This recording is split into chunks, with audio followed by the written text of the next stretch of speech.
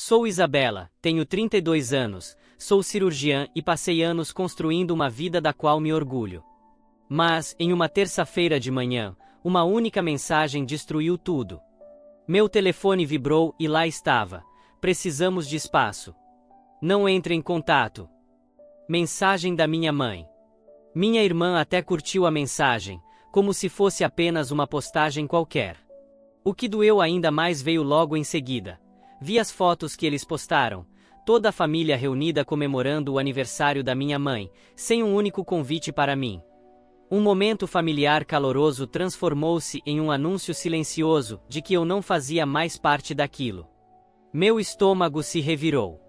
Eu havia dedicado tudo à minha família, dinheiro, tempo, esperança, apenas para ser descartada assim. Fiquei olhando para a tela, aquelas palavras queimando em minha mente. Então digitei apenas, entendido. À meia-noite, tomei minha decisão. Congelei o fundo fiduciário da família, que eu administrava há anos. Retirei minhas contribuições do fundo de aposentadoria deles. As taxas de propriedade que eles sempre contavam que eu pagasse voltaram para os ombros deles. Não hesitei, não pensei duas vezes. Às 4h25 da manhã, meu telefone acendeu. 36 chamadas perdidas. Correios de voz se acumulando, o pânico deles ecoando mesmo através do silêncio das minhas notificações. Eles pensaram que podiam me afastar, mas eu não estava mais jogando o jogo deles. O que eles não sabiam era por que eu havia feito aquilo, nem o que estava por vir. Sempre fui quem mantinha tudo unido, mas aquela mensagem não era apenas um recado. Era uma linha traçada na areia.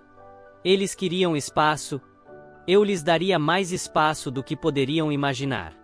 Cresci em Cherry Hill, Nova Jersey, e minha família sempre pareceu perfeita por fora. Charles, meu pai, era um grande investidor imobiliário, sempre fechando negócios e ostentando seu sucesso nos jantares do clube de campo. Minha mãe, Carol, adorava organizar eventos beneficentes e sociais. Seu nome era presença constante nas colunas sociais locais. E havia minha irmã Stephanie, 3 anos mais velha que eu, com 35 anos, que nunca manteve um emprego fixo.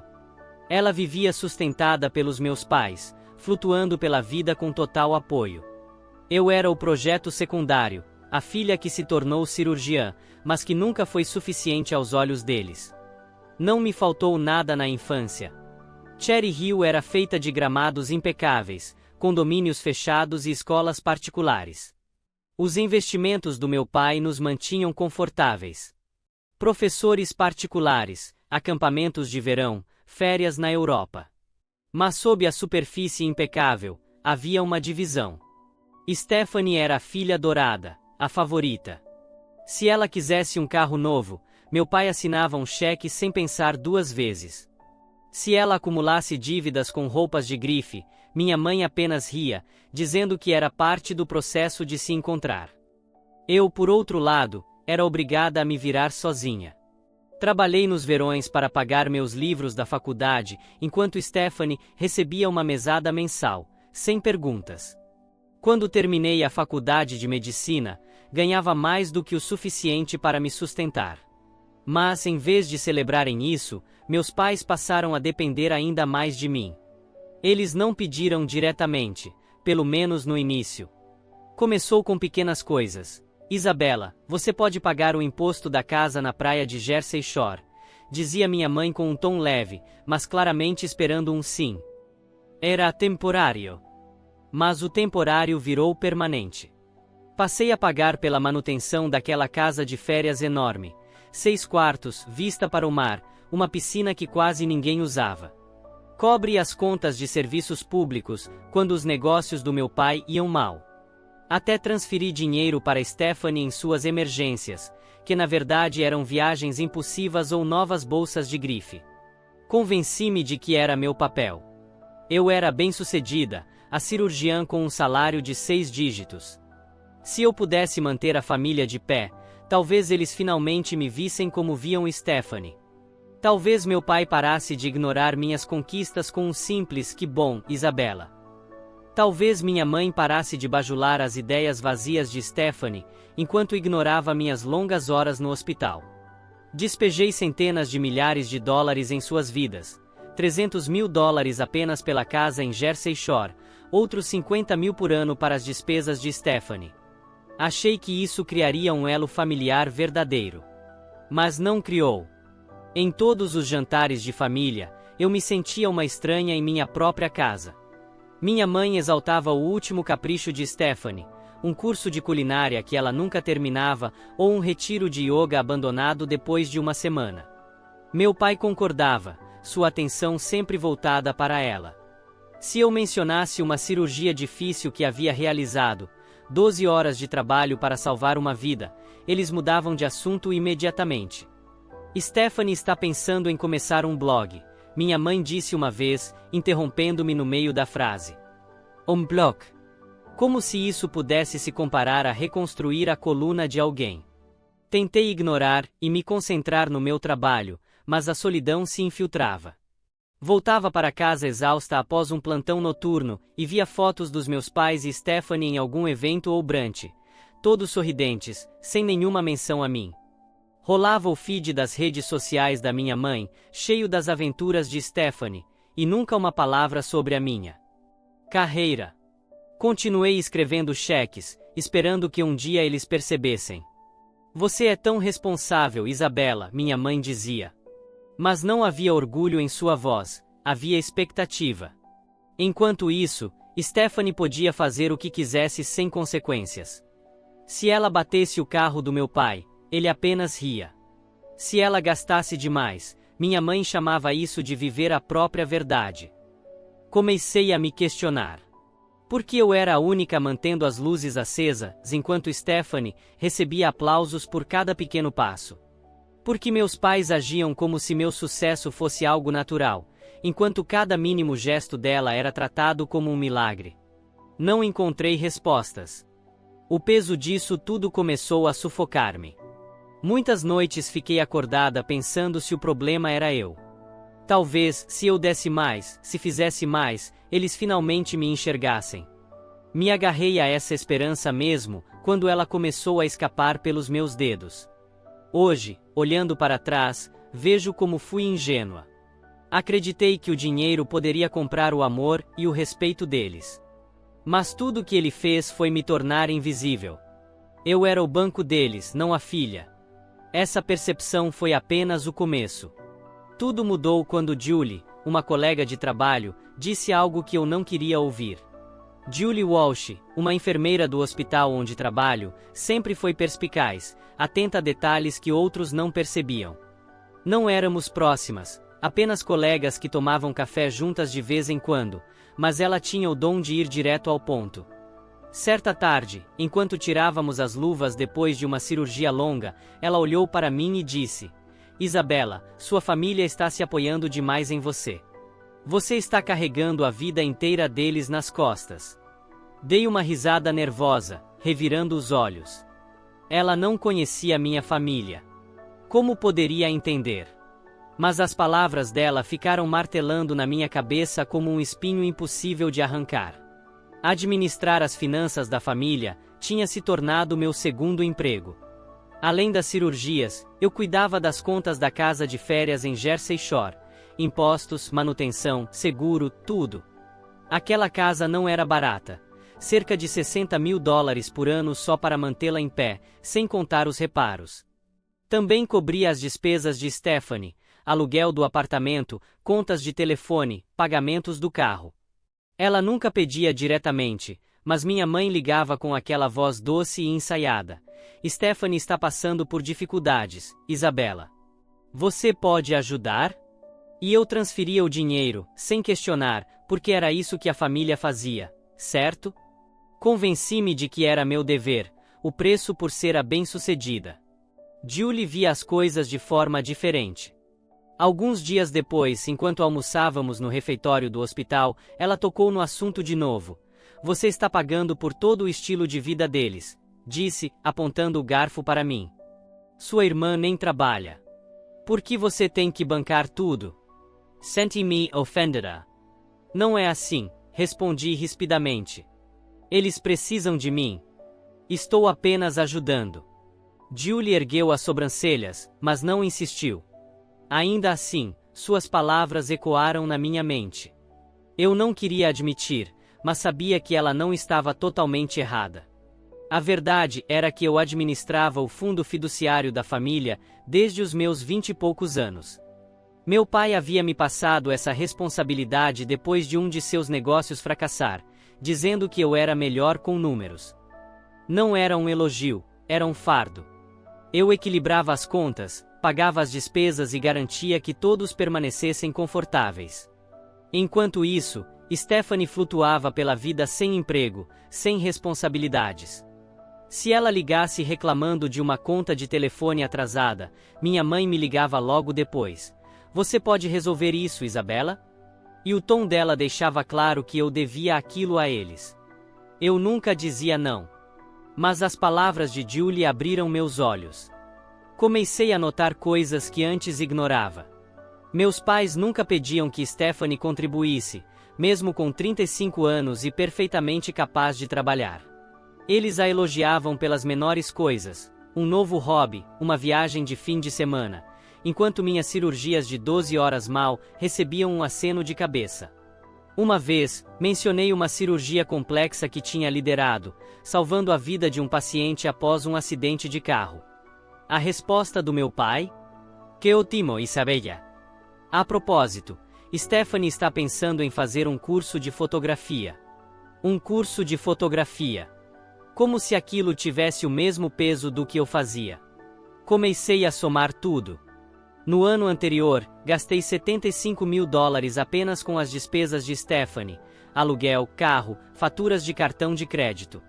A casa em Jersey Shore custava outros 60 mil, mais 20 mil em contas de serviços públicos e taxas do clube dos meus pais. Eu não estava apenas ajudando, eu estava financiando toda a vida deles. E o que eu recebia em troca? Um tapinha nas costas, quando muito. Na maioria das vezes, apenas silêncio ou mudança rápida de assunto. Tentei afastar as palavras de Julie. É família, dizia a mim mesma. Eles fariam o mesmo por mim.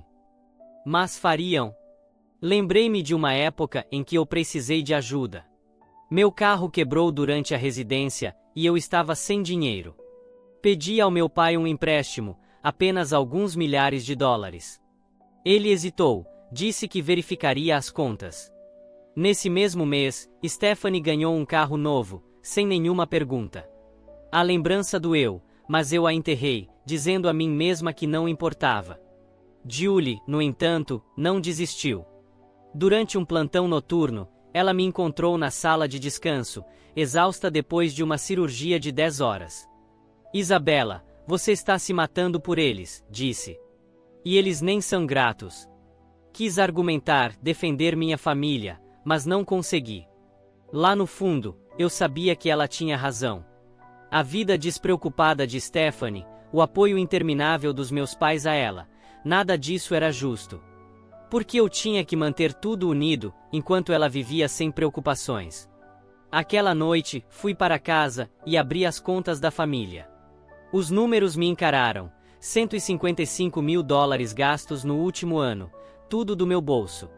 Pensei em Stephanie vivendo sem pagar aluguel, sem emprego, sem preocupações, enquanto eu trabalhava até a exaustão. Pensei em meus pais, sempre prontos para elogiá-la, mas nunca a mim. Pela primeira vez, deixei-me sentir todo o peso da situação. A injustiça, o ressentimento. Eu ainda não estava pronta para agir. Não ainda. Mas as palavras de Julie haviam aberto uma ferida. E eu não conseguia mais ignorá-la. As tensões explodiram durante um jantar de família no último verão. Era uma daquelas raras noites em que eu não estava de plantão no hospital. Dirigi até a casa dos meus pais em Cherry Hill, esperando ter um momento de conexão. Em vez disso, entrei em um furacão. Meu pai havia acabado de comprar um novo Mercedes, $45 mil, totalmente equipado, estacionado na entrada como um troféu. Minha mãe mostrava os planos para uma reforma da casa, um projeto de $70 mil para renovar a cozinha e adicionar uma sala de estar envidraçada. Eles estavam gastando como se o dinheiro brotasse no quintal, mas eu sabia melhor. As contas deles estavam no limite e eu vinha tapando os buracos silenciosamente. O jantar começou de forma cordial. Sentamo-nos ao redor da mesa de mogno, os copos de cristal preferidos da minha mãe brilhando sob o lustre. Stephanie estava lá também, rolando o celular, quase alheia à conversa. Então meu pai pigarreou. Isabela, precisamos conversar sobre a casa, disse ele com tom sério. A reforma vai custar mais do que imaginamos. Você pode contribuir com mais $20.000? Fiquei paralisada, o garfo a meio caminho da boca. $20.000, além dos 60.000 que eu já pagava anualmente pela casa de Jersey Shore, sem mencionar as outras despesas deles. Antes que eu pudesse responder, minha mãe interveio. É para a família, Isabela. Você está indo tão bem no hospital. Respirei fundo, tentando manter a calma. Pai, mãe, eu já estou cobrindo muita coisa, disse. A casa de férias, as contas da Stephanie, as taxas do clube. Eu não posso continuar adicionando mais gastos. O rosto do meu pai endureceu. Não estamos pedindo muito, respondeu. Você é cirurgiã. Pode pagar. Stephanie levantou os olhos do celular e soltou uma risada debochada. Sim, Isabella. São só 20.000. Qual é o problema? Foi então que ela lançou sua bomba. Falando em dinheiro, disse inclinando-se para frente, tive uma ideia incrível. Abrir uma boutique de moda de luxo. Marcas exclusivas, peças únicas. Preciso que você invista, digamos, uns $50.000 para começar. Fiquei olhando para ela, chocada. Uma boutique? Stephanie, que nunca manteve um emprego por mais de 6 meses, que abandonou um curso de administração na faculdade, achava que podia administrar uma loja. Stephanie, isso é um risco enorme, respondi, escolhendo as palavras com cuidado. Você não tem experiência no varejo. Não é uma boa ideia. O rosto dela ficou vermelho. Você não acredita em mim, retrucou. Pesquisei isso por semanas. Sei o que estou fazendo. Balancei a cabeça. Não se trata de acreditar. Trata-se dos números. A maioria das boutiques fecha no primeiro ano. Eu não posso simplesmente jogar $50.000 em algo sem um plano. Stephanie cruzou os braços e me lançou um olhar fulminante. Você é tão egoísta, Isabela. Só quer controlar tudo. Foi quando meus pais intervieram. Isabela, por que você não pode apoiar sua irmã? Disse minha mãe com a voz cortante. Ela está tentando construir algo. A Stephanie tem visão, acrescentou meu pai. Você está tão focada no seu trabalho que não consegue enxergar isso. Senti meu peito apertar. Meu trabalho paga as contas dessa família, disse, elevando a voz. Eu não sou um banco. Não posso financiar todos os caprichos de vocês. Meu pai bateu a mão na mesa com força. Não fale conosco desse jeito, gritou. A Stephanie está tentando construir algo. Você poderia aprender com ela. Fique aí, Adanaira. Aprender com ela. Stephanie, que vivia sem pagar aluguel, que nunca quitou uma conta em dia, era o exemplo que eu deveria seguir? Eu não vou financiar essa boutique, declarei firmemente. É arriscado demais, e a Stephanie não está preparada. Minha mãe arfou. Como você ousa falar assim da sua irmã? Disse ela. Você sempre teve inveja dela. Inveja? A palavra me atingiu como um tapa. Eu tinha sido quem ralou na faculdade de medicina, trabalhando 80 horas por semana, enquanto Stephanie festejava e gastava o meu dinheiro. E ainda assim, aos olhos deles, eu era o problema. Stephanie sorriu com desdém e se recostou na cadeira. Você está com raiva porque eu sou criativa, disse. Nem todo mundo quer ser uma médica chata. Cerrei os punhos, tentando manter a calma. Eu não sou chata, respondi. Sou realista. Alguém precisa ser. O restante do jantar foi um borrão. Meus pais continuaram defendendo Stephanie, elogiando sua ambição, enquanto criticavam minha atitude. Cada vez que eu tentava explicar os riscos ou falar do dinheiro que já estava gastando, eles me interrompiam. Você é muito rígida, disse minha mãe. Você não entende o que é família, completou meu pai. Nós te criamos melhor do que isso. Quando a sobremesa foi servida, eu já me sentia invisível. Eles continuaram conversando sobre o plano da boutique de Stephanie, como se eu nem estivesse ali. Saí daquela casa me sentindo mais sozinha do que nunca. Dirigindo de volta para meu apartamento, repassei a conversa na cabeça. As palavras dos meus pais doíam, mas o sorriso debochado de Stephanie queimava ainda mais. Eles não me viam. Não viam meus sacrifícios, nem meu trabalho, nada. Eu tinha passado anos sustentando suas vidas, centenas de milhares de dólares, incontáveis horas equilibrando contas, e tudo o que recebi foi culpa. Pela primeira vez, me perguntei se eles algum dia mudariam. Aquele jantar não foi apenas uma briga. Foi um sinal de alerta. Eu não sabia o que fazer a seguir, mas sabia que algo precisava mudar. 2 semanas depois daquele jantar desastroso, eu estava tomando café no meu apartamento e rolando os e-mails quando meu telefone vibrou. Era uma mensagem da minha mãe: precisamos de espaço. Não entre em contato. As palavras me atingiram como um soco. Fiquei olhando para a tela, com o coração acelerado. Antes que eu pudesse processar o que estava acontecendo, vi que Stephanie havia curtido a mensagem. Minha própria irmã curtindo um texto que me cortava da família. Aquilo não era apenas uma mensagem, era uma traição, simples e direta. Tentei entender. Depois daquela discussão, tinha me afastado, esperando que as coisas esfriassem. Mas aquilo era deliberado. Abri as redes sociais da minha mãe, algo que raramente fazia. E lá estava, fotos da festa de aniversário dela, publicadas na noite anterior. Um evento luxuoso no Cherry Hill. Country Club, comida gourmet, música ao vivo, Stephanie sorrindo ao lado dela. Meu pai aparecia ao fundo, brindando com uma taça de vinho. Eu não tinha sido convidada. Nem uma ligação, nem uma mensagem. Nada. Eles planejaram, celebraram e me deixaram completamente de fora. A dor foi intensa, mais afiada do que eu poderia imaginar. Eu tinha passado anos financiando suas vidas, e mesmo assim eles foram capazes de me apagar tão facilmente. Precisava falar com alguém, então liguei para Julie. Nos encontramos em uma cafeteria perto do hospital e eu contei tudo: a mensagem, a festa, a sensação de ser invisível. Julie ouviu com atenção, o rosto suavizando. Isabela, eles estão te afastando porque você não está mais dando o que eles querem, disse. Você disse não naquele jantar. Eles não gostaram disso. As palavras dela doeram, mas eram verdadeiras. Eu tinha colocado um limite, e essa era a resposta deles. Julie sugeriu que eu procurasse ajuda profissional, alguém que pudesse me ajudar a entender tudo aquilo. Foi assim que acabei no consultório da doutora Pamela King.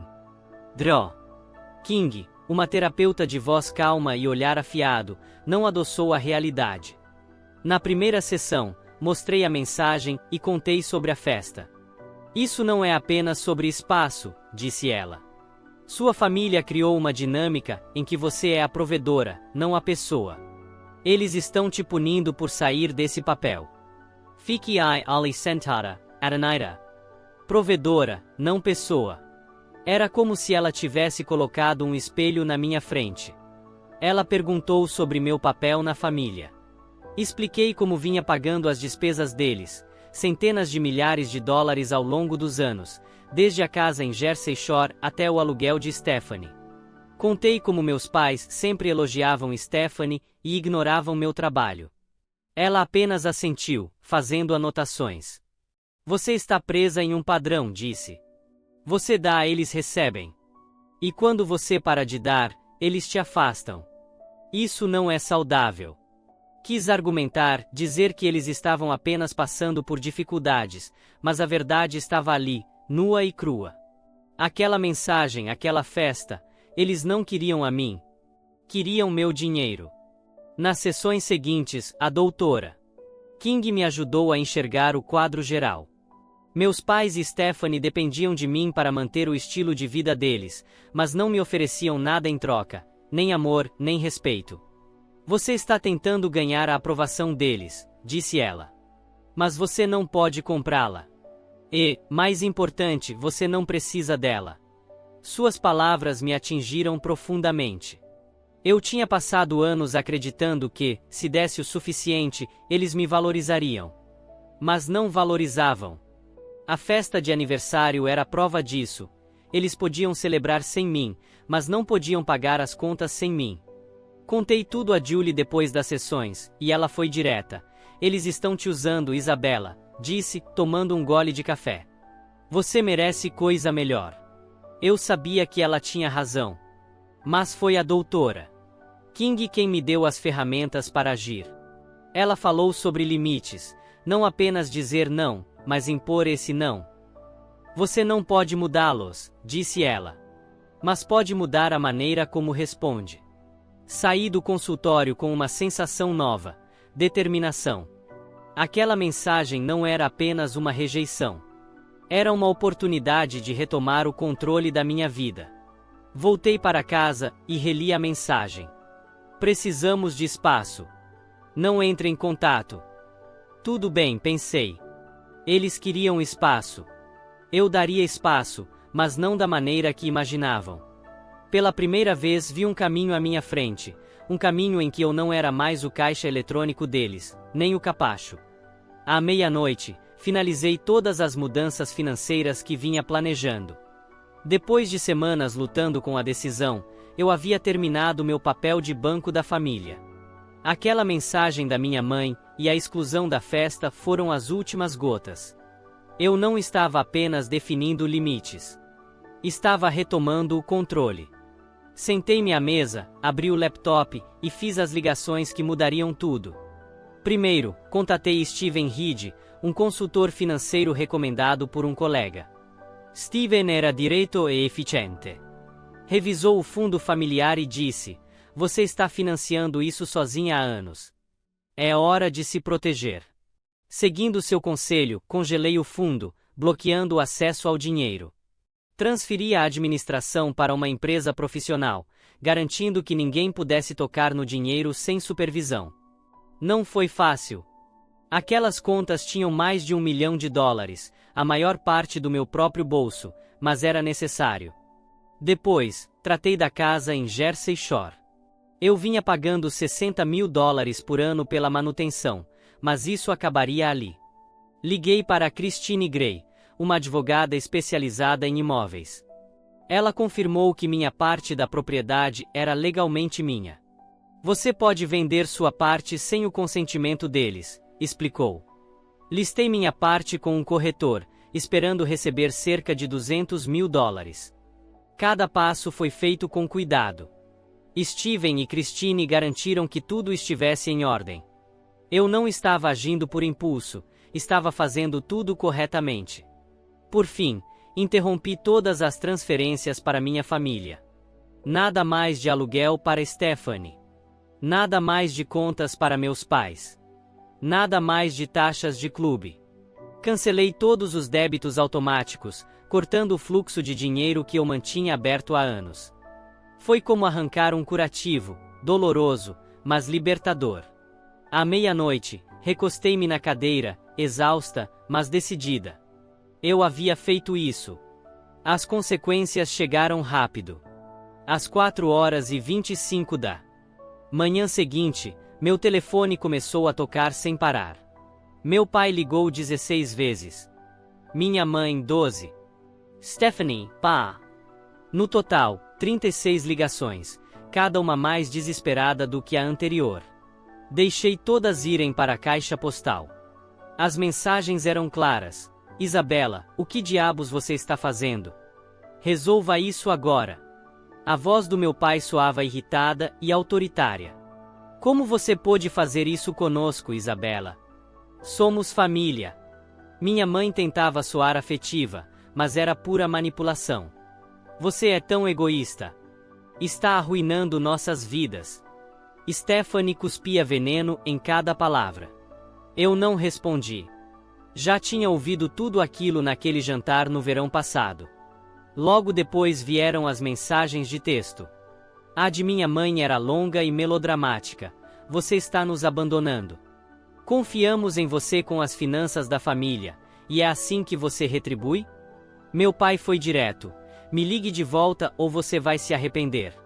Stephanie, por sua vez, enviou uma enxurrada de acusações. Você está com inveja porque estou vivendo minha verdade.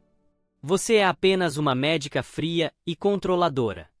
Olhei para a tela, cada mensagem como uma facada. Mas não cedi.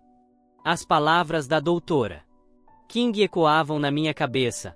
Eu não podia mudar quem eles eram, apenas como eu respondia. O pior foi quando Stephanie levou tudo a público. Abri minhas redes sociais e encontrei um post dela, transbordando veneno. Algumas pessoas acham que são melhores do que a própria família porque ganham dinheiro.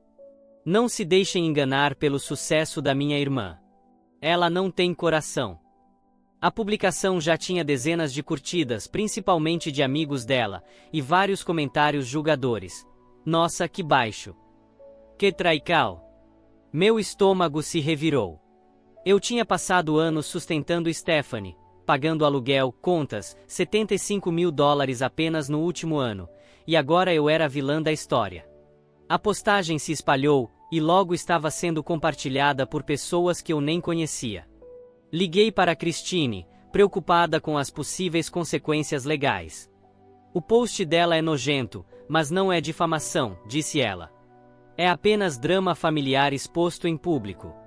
Mantenha o foco. Steven concordou. Eles estão em pânico porque estão perdendo o controle. Continue em frente. O conselho deles me manteve firme. Eu não voltaria atrás. As ligações e mensagens continuaram, uma mistura de raiva e desespero. O tom da minha mãe mudou para súplica. Isabela, não conseguimos manter a casa sem você. Por favor, vamos conversar. Meu pai tentou a culpa. Você está partindo o coração da sua mãe, Isabela. As mensagens de Stephanie continuaram carregadas de ódio, acusando-me de sabotar seus sonhos. Eu não respondi a nenhuma delas. A reação deles apenas provava o que a doutora King havia dito. Eles me viam como um recurso, não como uma filha. Ao final da semana, eu sentia o peso da raiva deles, mas também uma estranha sensação de clareza. O post de Stephanie, as ligações frenéticas, tudo mostrava o quanto eles dependiam de mim e o quanto pouco me valorizavam. Eu não estava apenas lutando pelo meu dinheiro. Estava lutando por mim mesma. Mas a história ainda não havia terminado. Um mês depois, minha família começou a sentir as consequências reais. Sem a minha ajuda financeira, as bases do mundo deles começaram a desmoronar. Nos primeiros dias após eu congelar o fundo e colocar minha parte da casa de Jersey Shore à venda, o telefone ficou em silêncio. Mas o silêncio não durou muito. O mundo deles estava desmoronando, e eu não estava mais lá para consertá-lo. Meus pais foram os primeiros a agir. Venderam a parte restante da casa de Jersey Shore para cobrir as dívidas crescentes. A propriedade, antes símbolo de status, foi vendida por $300 mil, mas a maior parte foi direto para os credores. Soube disso por meio de um amigo em comum que viu o anúncio de venda. Meu pai sempre se gabou daquela casa, um símbolo da posição da nossa família em Cherry Hill. Agora, ela não existia mais. Eles também cortaram drasticamente os gastos. Acabaram-se as assinaturas do clube de campo, as viagens de fim de semana para Manhattan, os jantares luxuosos. As redes sociais da minha mãe, antes repletas de fotos ostentando luxo, ficaram em silêncio. A mudança foi drástica, mais rápida do que eu imaginava. Stephanie também enfrentou sua própria realidade. Sem o meu dinheiro para cobrir aluguel e contas, ela teve que se virar. Soube por conhecidos que ela havia arranjado um emprego como vendedora em uma loja de roupas local. Stephanie, que sempre zombou do trabalho comum, agora passava os dias atendendo clientes e dobrando suéteres. Não era glamouroso, mas era um começo. Pela primeira vez em anos, ela não dependia de mim nem dos meus pais. Senti até um lampejo de respeito por esse esforço, mas isso não apagava a dor da traição. As mensagens voltaram cerca de uma semana depois da venda da casa. A primeira foi da minha mãe, desesperada. Isabela, estamos com dificuldades. Podemos conversar? Precisamos da sua ajuda. Li a mensagem com o coração apertado, mas não respondi. A próxima foi do meu pai, mais dura. Você está destruindo esta família. Me ligue de volta. Stephanie enviou uma mistura de culpa e veneno. Consegui um emprego, Isabela. Feliz agora. Você arruinou tudo. Olhei para as palavras deles, cada uma tentando me puxar de volta para a órbita deles. Mas minha decisão estava tomada. Encontrá-los naquele momento só reabriria feridas antigas. As tentativas deles de me alcançar não pararam. As ligações do meu pai se tornaram diárias, às vezes 2 vezes por dia, com mensagens de voz que variavam entre súplicas e ameaças. Nós te criamos, Isabela. Você nos deve isso. Não torne tudo pior. As mensagens da minha mãe ficaram cada vez mais desesperadas. Por favor, Isabela, estamos perdendo tudo. Apenas venha até a casa conversar conosco. Stephanie mandou uma única mensagem mordaz. Você não tem coração. Estou trabalhando agora, e mesmo assim você continua nos punindo. Não respondi a nenhuma delas. As palavras doíam, mas eu me lembrava de como haviam me excluído, de como tinham valorizado meu dinheiro mais do que a mim mesma. Permaneci firme, mesmo quando a pressão aumentou. As ameaças do meu pai chegaram ao ponto de tentativas legais. Vou te processar por má gestão do fundo fiduciário. Escreveu ele em uma mensagem. Mas eu não estava preocupada. Christine havia garantido que cada passo que eu tinha dado era legal e cuidadoso. Ainda assim, a hostilidade era exaustiva. Toda vez que via o nome deles aparecer na tela do meu celular, sentia um nó no estômago. Mas não vacilei. Passei anos carregando os problemas deles e estava determinada a não voltar atrás. O que mais me surpreendeu foi o trabalho de Stephanie. Sempre a vi como a filha mimada, a irmã que nunca amadureceria. E ainda assim, lá estava ela, trabalhando 40 horas por semana, pagando seu próprio aluguel. Parte de mim se perguntava se isso poderia ter acontecido antes, se eu não tivesse facilitado tanto a vida dela. Mas esse pensamento passou rápido. A postagem dela nas redes sociais, chamando-me de sem coração, ainda queimava em minha mente. Ela podia estar trabalhando, mas não tinha mudado. A queda no estilo de vida dos meus pais foi mais difícil de testemunhar. Eles haviam construído toda a identidade deles com base na riqueza, carros caros, casas grandes, status social. Sem o meu apoio, essa fachada desmoronou. Um vizinho comentou que eles trocaram o Mercedes por um carro usado, uma escolha prática que jamais teriam feito antes. Não senti alegria com a luta deles, mas também não senti culpa. Eles fizeram suas escolhas, assim como eu fiz as minhas. As mensagens continuaram por semanas. Algumas suaves, como as da minha mãe. Isabela, sentimos sua falta. Vamos resolver isso. Outras duras, como as do meu pai. Você não é mais minha filha se continuar com isso. Eu lia todas, salvava todas, mas não respondia. Encontrá-los significaria voltar ao caos, e eu não estava pronta para isso. Tinha lutado demais para recuperar minha vida. Ao final do mês, senti uma calma estranha. O mundo deles havia mudado, e o meu também. Eu não era mais o banco da família, e eles estavam aprendendo a viver com isso. A distância entre nós era maior do que nunca, mas era uma distância que eu precisava. Não sabia o que viria a seguir, mas sabia que enfrentaria tudo nos meus próprios termos. 3 meses depois, senti a verdadeira liberdade.